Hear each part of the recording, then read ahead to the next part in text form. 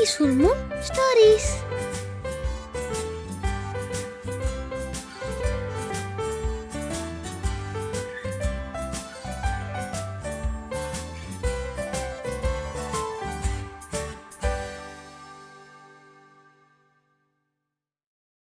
வாங்க குழந்தைங்களா, இன்னைக்கு ஒரு கதை பார்க்கலாமா?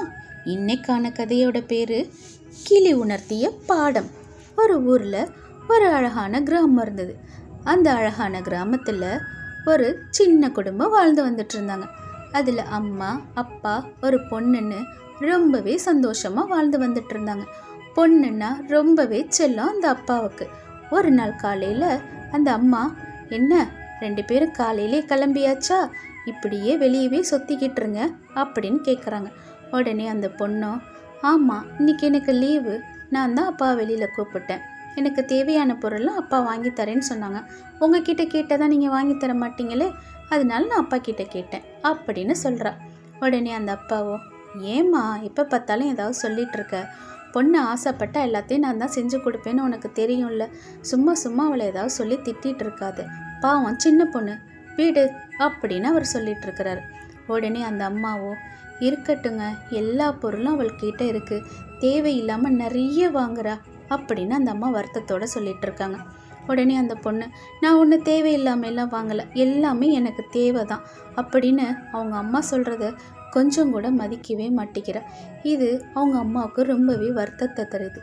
உடனே அந்த அப்பா, சரி விடுங்க, மாறி மாறி ஏன் சண்டை போட்டுக்கிறீங்க, நான் தான் என் பொண்ணு ஆசைப்பட்டதெல்லாம் கண்டிப்பாக செஞ்சு கொடுப்பேன்னு உனக்கே தெரியும்ல, விட்டுரு, இதில் நீ எதுவும் தலையிடாத அப்படின்னு அவரும் கொஞ்சம் கோவமாக சொல்கிறாரு. இதை கேட்டோன்னையும் அம்மாவுக்கு இன்னுமே கோவம் அதிகமாகுது. என்னமோ பண்ணுங்க, நான் சொல்கிறது உங்களுக்கு எப்போ தான் புரிய போதும் அப்படின்னு சொல்லிட்டு அவங்க போயிடுறாங்க. அப்புறம் ஒரு நாள் அந்த அப்பா தனியாக ரூமில் உட்காந்து வருத்தப்பட்டுருக்கிறாரு. என்னாச்சுன்னா, அவருக்கு திடீர்னு வேலை போச்சு. அந்த அம்மா வந்து, நான் அப்போவே சொன்னேன்னு நீங்கள் கேட்டிங்களா, இப்போ என்ன பண்ணுறது, எவ்வளோ கஷ்டம் தெரியுமா, இது பொண்ணுக்கு கூட தெரியாது அப்படின்னு சொல்கிறாங்க. உடனே அவரோ, ஆமாம், பொண்ணுக்கு சொல்லாத, பாவம், இதை நினச்சா அவள் ரொம்ப கஷ்டப்படுவா, சீக்கிரம் வேலை கிடச்சிரும், நீயும் ஒன்றும் கவலைப்படாதம்மா, நீ சொல்கிறத நான் கேட்டிருக்கணும், கொஞ்சம் சேகரித்து வச்சுருந்தா இந்நேரம் அதை வச்சு ஏதாவது தொழில் கூட பண்ணியிருக்கலாம், பெரிய தப்பு பண்ணிட்டேன், நீ சொல்கிறத கேட்காம போனது என் தப்பு தான்மா அப்படின்னு அவரோட தப்பை அவர் உணர்றாரு. உடனே அந்த அம்மாவோ, சரி சரி கவலைப்படாதீங்க, சீக்கிரம் ஏதாவது நல்லது நடக்கும்னு நினைக்கிறேன், இனிமேல் கவலைப்பட்டு என்ன ஆக போகுது, இப்போதைக்காவது புரிஞ்சுக்கிட்டீங்களே அப்படின்னு அந்த அம்மாவும் சொல்கிறாங்க. இனிமேல் ரொம்ப கவலைப்பட்டு உடம்பு தான் ஏதாவது கெட்டு போகுது அப்படின்னு அவங்களும் சொல்கிறாங்க. உடனே அவரோ, நான் என் நண்பர்களை வேற பார்க்க போகணும், எனக்கு வேலைக்கெல்லாம் சொல்லி வச்சுருக்கேன், இன்றைக்கி வர சொல்லியிருக்காங்க, சீக்கிரத்தில் ஒரு நல்ல வேலை கிடச்சிரும்னு நினைக்கிறேன், சரிம்மா நீயும் போ, நானும் அப்படியே வெளியே கிளம்புறேன், பொண்ணுக்கிட்ட இப்போதைக்கு எதையும் சொல்லிடாத, தெரிஞ்சால் ரொம்ப வருத்தப்படுவா. அப்புறம் இந்த பொண்ணு இவங்க 2 பேரும் பேசிகிட்டு இருக்கிறத கேட்டிருப்பா போல இருக்கு. தனியாக வந்து ஹாலில் ஒரு மாதிரி அமைதியாக உட்காந்துட்ருக்கிறா. அப்புறம் அவங்க அம்மாவோ, பொண்ணோட முகம் வாட்டமாக இருக்கிறத பார்த்து, என்னம்மா தனியாக உட்காந்துருக்க, எங்கேயாவது வெளியே போகலாமா அப்படின்னு கேட்குறாங்க. உடனே அந்த பொண்ணும், என்னம்மா நீங்களே கூப்பிடுறீங்க, நான் கேட்டால் கூட வேண்டான்னு சொல்லுவீங்க, சரிம்மா போவோம் அப்படின்னு சொல்லிட்டு 2 பேரும் கிளம்பி போகிறாங்க. அங்கே பார்த்தா ஒரு கிளி என்ன பண்ணுதுன்னா, இந்த காஞ்ச குப்பையெல்லாம் கிடக்கும் இல்லையா, அதெல்லாம் எடுத்து ஒரு கூடு கட்டுறதுக்காக எடுத்துக்கிட்டு இருக்குது.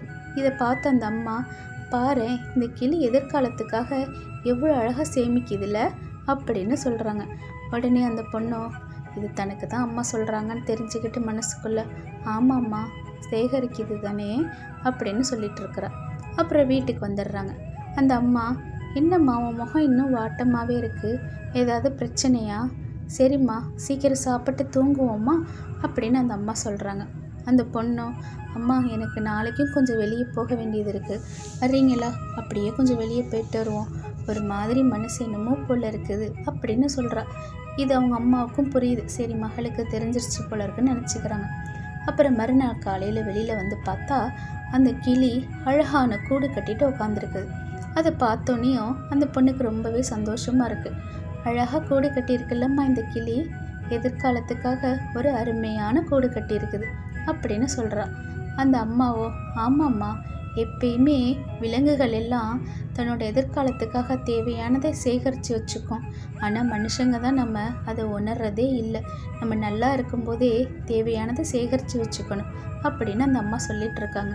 இது எல்லாருக்குமே பொருந்தும்மா. நம்ம நல்லா இருக்கும்போது எல்லா பொருளையும் வீண் செலவு செய்யாமல் சேகரித்து வச்சாதான் பிற்காலத்தில் நமக்கு உதவும் அப்படின்னு அந்த அம்மா அந்த பொண்ணுக்கு அறிவுரை சொல்லிகிட்ருக்காங்க.